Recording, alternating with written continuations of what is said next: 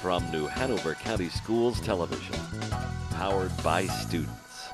This is your school news.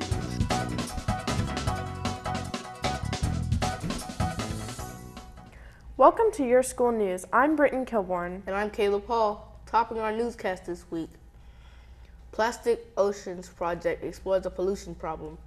Hogger dance classes featured in a recital, and middle schools win at History Day competition. Our top story this week is about an incredible event held at Wrightsville Beach Elementary School. It was called the Plastic Oceans Project. Put together by the student body, this school-wide research and presentation project opened the eyes of the next generation to the unsustainable expansion of our use of plastics and its harm to the world today. With a report is YSN reporter Bridget Donovan. Wrightsville Beach Elementary School made a splash when a visit from UNCW's chapter of the Plastic Ocean Project taught them about plastics in our marine ecosystems. Learning that easily disposable plastic materials, such as soda cans and plastic water bottles, have led to the introduction of more than 5.25 trillion pieces of plastic in our marine ecosystems, the students decided to use this information to teach their classmates. So the students actually decided the stations they were going to do. They wrote their scripts, they figured out the props, they figured out everything that they were going to do. So everything here was student produced. Students produced and attended stations such as Plastic Bottle Scrooge Play, Captain Moore and the Five Gyres, Ocean Animals Talk, Solutions, and a fashion show featuring garments made with recycled materials. The Plastic Bottle Scrooge Play followed the story of a plastic bottle that found its way at the bottom of the ocean as a pollutant.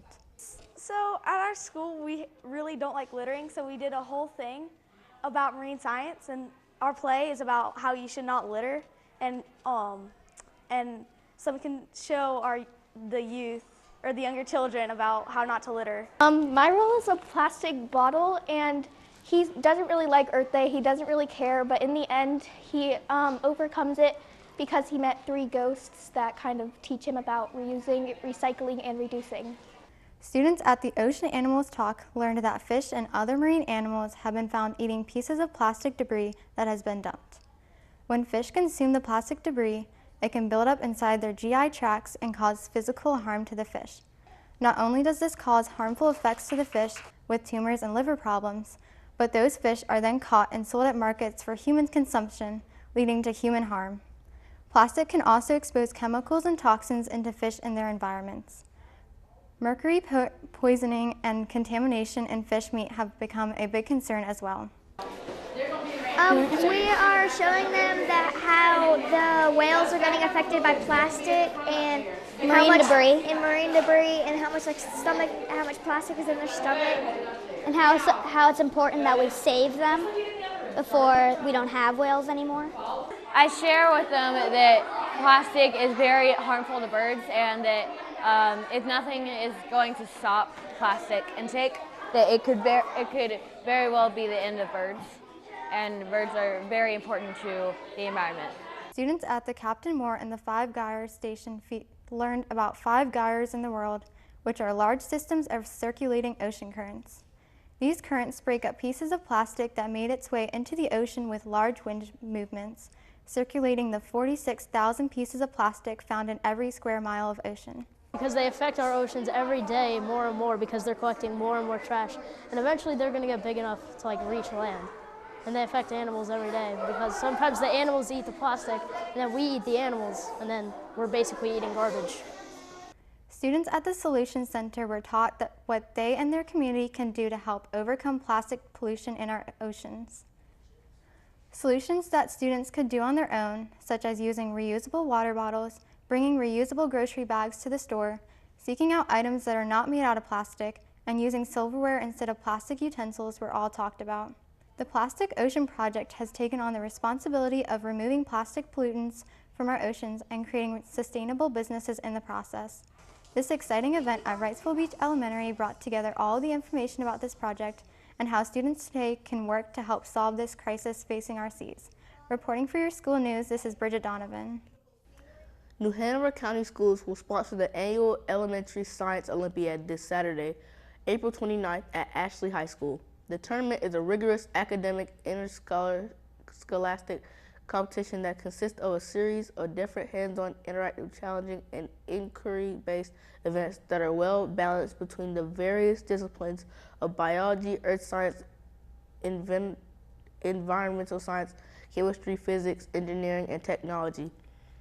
20 teams, up to 18 students, each in grades 3 through 5, will compete in 19 challenging and self-motivating events that align with the North Carolina standard course of study, as well as the National Science Education Standards. Participating elementary schools include Anderson, Bellamy, Blair, Carolina Beach, Castle Hayne, Coddington, College Park, Eaton, Forest Hills Global, International Schools at Gregory, Ogden, Parsley, Pine Valley, Wrightsboro, and the Wilmington Academy of Arts and Sciences. Sometimes all you need is a little dance, and Hoggard High School's IB dance classes took that to heart with a dance recital at Minnie Evans Performing Arts Center. With a complete report is YSN reporter Johan Yellow. Academics are a sole focus when a child enters a new school year. Whether it's mathematics, language arts, science, or social studies, this is what a student is required to eat, sleep, and breathe on a daily basis. Through these core classes, students are expected to excel and show progress throughout the year. But what about the students who want more out of their experience in school than just acing a test? How can someone express themselves in other ways outside of a classroom? The simplest answer? Dance. Leslie Walden started a program from the ground up at Hoggard High School. This was a challenge that Dr. Walden took head on. With a strong start, she has created amazing first accomplishments. Those accomplishments were showcased recently during the school's first dance recital. The performance reinforced the dance program's curriculum and gave a transparent view of what skills and other great qualities students had been taught. This year's class at Hoggard included a mix of female and male dancers. During this first ever recital, Dr. Walden was joined by many local choreographers. James DeVita and Carola Luttringhouse were two of many well-experienced guest choreographers who helped train the students' dancers for the concert. A dance organization at UNCW called Ritmo Latino taught the dancers of the culture and moves behind Latin dance. During the recital, dance styles varied and included huge synchronized groups moving in unison, while loud and fast-paced music carried the rhythm and kept the watchers' attention. Other numbers included slow and serene performances with soothing music matching a solo dancer's fluid movements. Dances were also done to many popular songs such as Human Nature by Michael Jackson and Time by Pink Floyd. Costumes at this first Hoggard recital were colorful and well-designed and provided an eye-popping extra for the audience. The concert ended with a freestyle dance. All the dancers joined together on stage to give the audience one last show together. Dancers were cut loose and told to do their own moves. The Hoggard Dance Concert was a big win for the art of dance as a whole. Reporting for your school news, this is Johan Yellow. If you want to make history, you have to take a risk. The 2017 National History Day theme, Taking a Stand in History, explored those who took risks and took a stand, whether in a political, social, religious, military, economic, intellectual, or artistic sphere. The 2017 theme book included the annual theme narrative and topic lists, as well as a series of articles and activities that combine the experiences of National History Day teachers and coordinators. This year's winner of the local National History Day event were both Williston and Murray Middle Schools. Both schools had regional winning projects. This year's National History Day competition was sponsored by the Cape Fear Museum. Now, when your school news continues, we have an exciting lunch menu forecast. Plus, coming up in 60 seconds, we'll have reports on working in stations take center stage in classrooms, renowned composer teaches at Noble Middle, and registration opens for 5th annual Teacher Trot. This is Your School News on cable and online. Look for our blue logo for all the latest news online at www.nhcs.net. Don't go away, we'll be right back.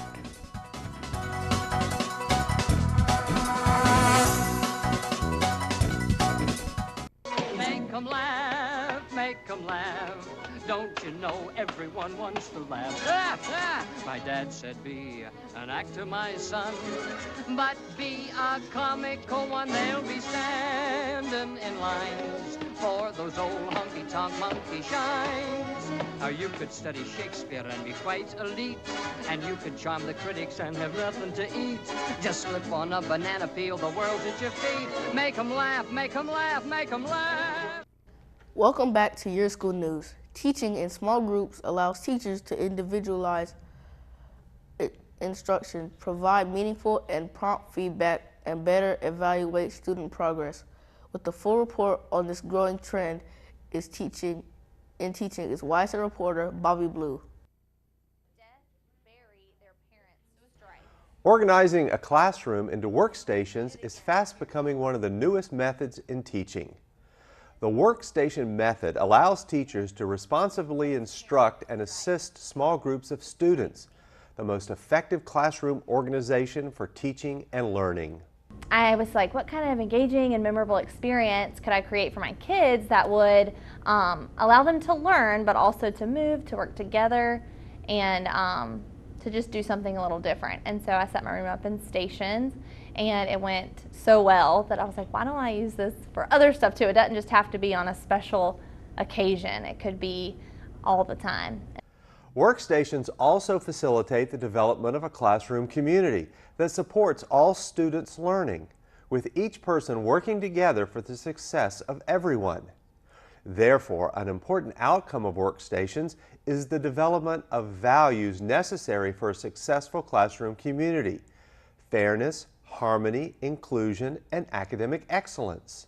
So stations really lend themselves naturally to differentiation because so many of the engagements that they experience during the stations work with all different types of learners. But even on top of that, the stations allow me to work more closely with students who need that one-on-one attention.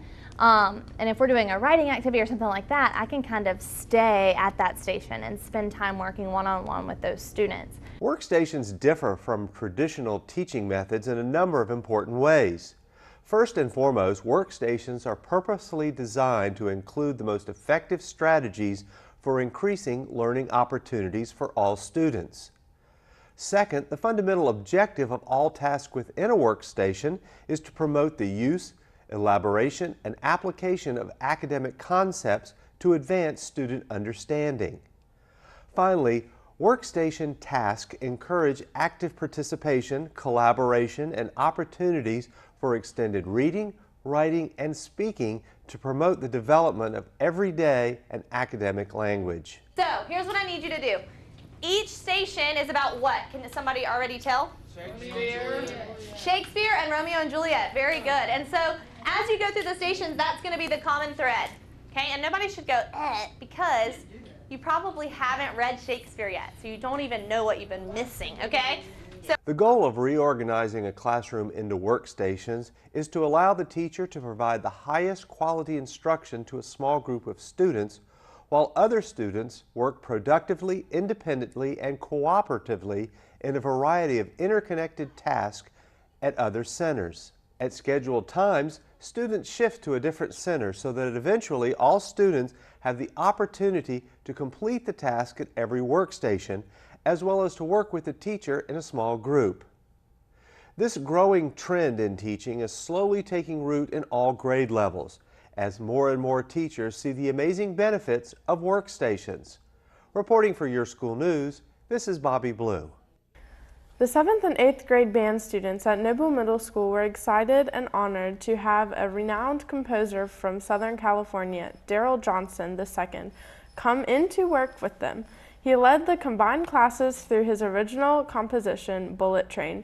Mr. Johnson is a composer, clinician, and speaker who advocates for experience-based education. His long day workshop and with the band students was an excellent opportunity to learn about music a little different from their day-to-day class. Mr. Johnson worked with each band section, helping them understand timing and how to refine their sound. One of the main points he stressed was that playing music was more than following notes on paper. He encouraged to the young band students to also follow the conductor and take time cues from him. Mr. Johnson's visit was also a very unique experience for the band students because they were working on a piece he wrote.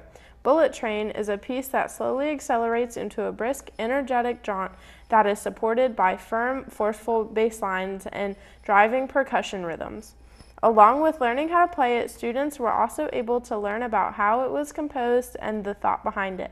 At the end of the visit, Mr. Johnson guided the students through a composition activity so they could develop the necessary tools to create their own music.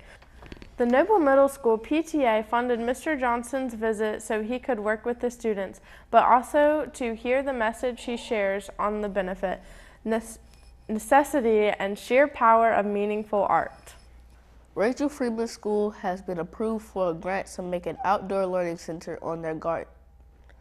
Work on Wilmington and Cape Fear Soil Water have partnered with Freeman and will be at the school on Saturday. They will be installing student benches and a teacher station under the existing awning. The teacher station will consist of a workspace as well as a wipe-off board for instruction. They will also be mulching and planting vegetation native to North Carolina. Finally, the 5th annual Teacher Trot 5K race and fun run presented by Hendrick Toyota of Wilmington is Saturday, May 6th. The event will begin at 8 a.m. and will be held at Ashley High School. Proceeds raised from the event will help support New Hanover County School staff, wellness, and student physical education programs. Registration costs are $25 for adults and $15 for students. Race day registration will be $30 and will begin at 7 a.m. at the Ashley track. To register online, visit the school system's website at www.nhcs.net and click on the Teacher Trot icon. Many schools will form teams and compete for awards that include Most School Spirit and Most Participation. In addition, awards will be given to the top 3 finishers in the following categories: age groups, best overall, and teams. Now don't go away. Coming up, we'll have the lunch bill of fare. Plus, in Education Index, we'll take a look at the headline making stories on lunch shaming. And check out these trending pictures and stories on the school system's website. NHCS students excel at the state science fair. Freeman Elementary uses grant funding to build outdoor learning center. Bellamy Elementary School crowned 2016 Recycle Bowl state champion. And always trending is your school news on Facebook and Twitter. Don't go away, we'll be right back.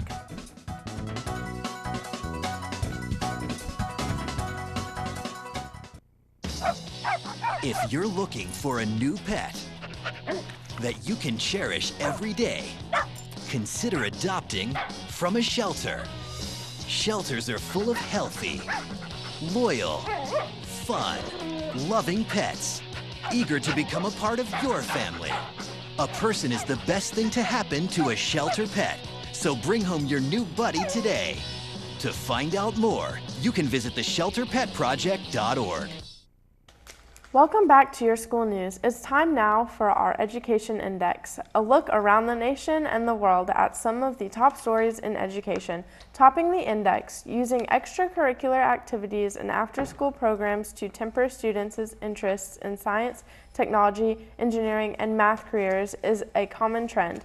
An initiative, Ignite My Future in Schools, takes a different approach by encouraging teachers to incorporate STEM activities into their day-to-day classroom programs and make classes more interactive for students. India-based Tata Consultancy Services and Discovery Education recently launched the program, which aims to help students apply computational thinking and problem solving in their work, train teachers and administrators to become well-versed in a transdisciplinary approach, and embed computational thinking into everyday disciplines, according to the program's press release.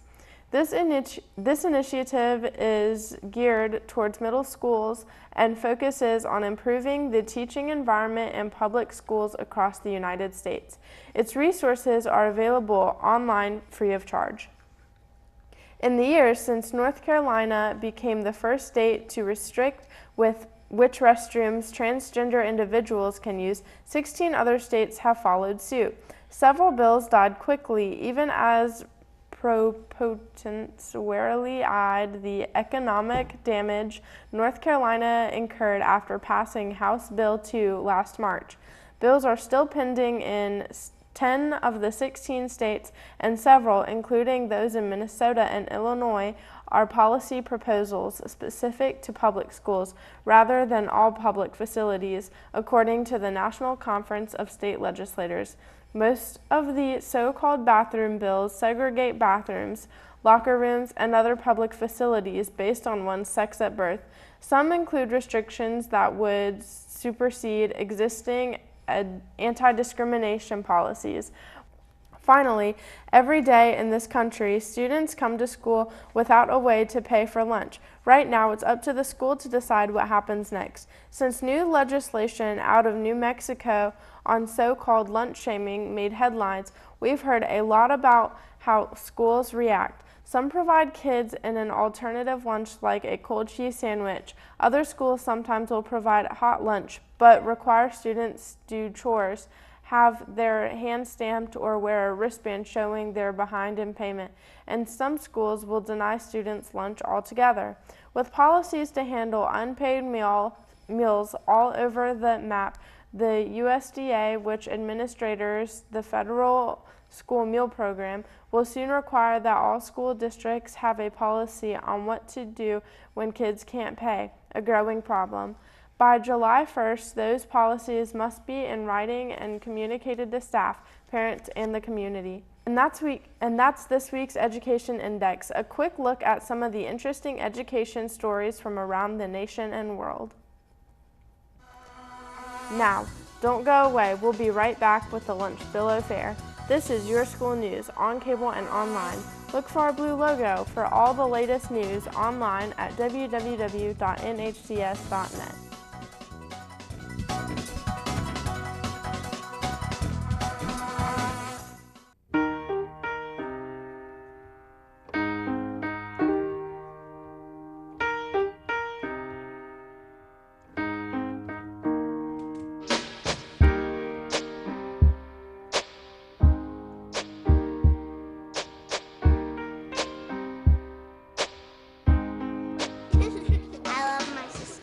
Heart doesn't see race.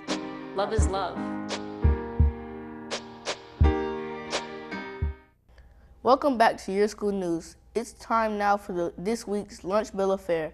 Our lunch menu anchor, Hunter Liebman, joins us now with the week's school lunch menu so parents, students, teachers, and everyone working with the New Hanover County school system can plan their lunchtime options. Thanks. April is gardening month. All month long, I've been giving you ideas and suggestions on our very own garden. But first, let's check out what's on your cafeteria serving for lunch. On Tuesday, April 25th, enjoy a tangerine chicken with rice and an egg roll, a meatball hoagie, or a bacon cheeseburger. Side items include sweet potato waffle fries, garden beans, garden salad, mandarin oranges, and fresh fruit. On Wednesday, April 26th, enjoy corn dog nuggets, cheeseburger, or cheesy breadsticks. Side items include pasta salad, french fries, garden salad, diced pears, and fresh fruit. On Thursday, April 27th, enjoy a stuffed crust pizza, chicken club sandwich, or popcorn chicken with a roll.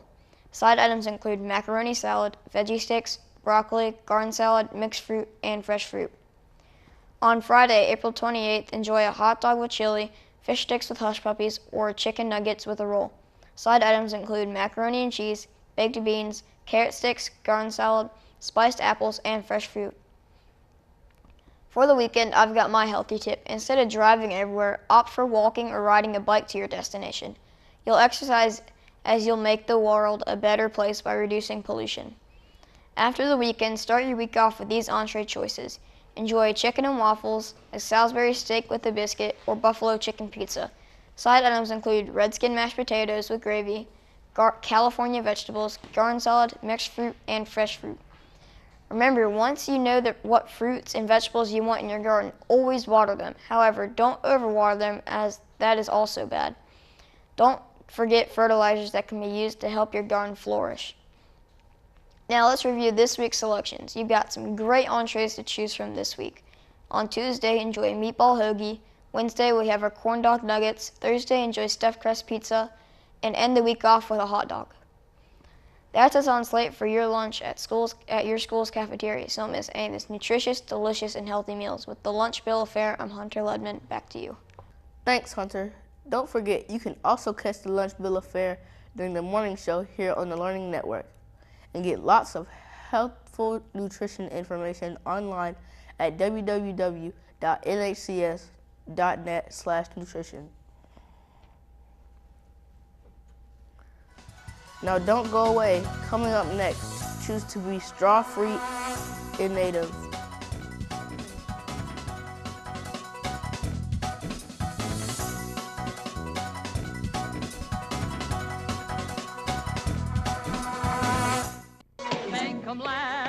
Make 'em laugh.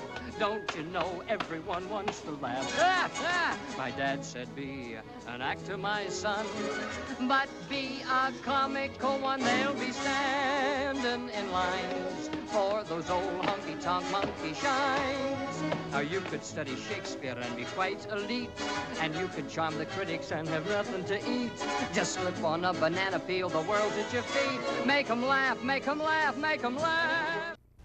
Welcome back to Your School News. A plastic straw seems innocent in terms of the larger environmental picture of all that is crowding our landfills and increasing our carbon footprint.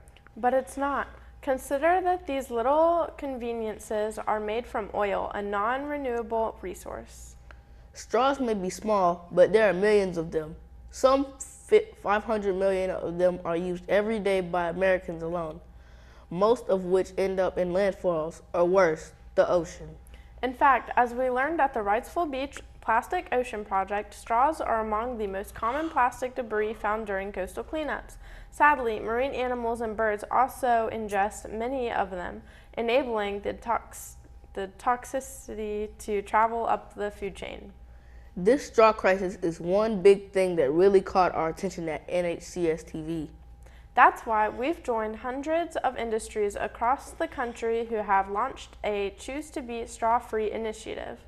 The best news is that as consumers, you can also be a part of our campaign. To start, just say no to straws. If you really want or need one, choose reusable straws and carry them with you. It's important that we be conscious of our decisions, including the smallest ones. Like, do I really need this straw? We can all have a softer footprint on the places that we love. That does it for this edition of Your School News. Recapping some of our main stories. Plastic Ocean Projects explores a pollution problem. Hoggard dance classes featured in a recital, and middle schools win at History Day competition. Remember, Your School News is on cable and online. And don't forget to start your morning with our light and live morning show, weekdays at 6 a.m. I'm Caleb Hall. And I'm Britton Kilborn. On behalf of the entire YSN crew, thanks for watching your New Hanover County Schools TV on the Learning Network. We close with music from Noble Middle School's band clinic. Have a great day.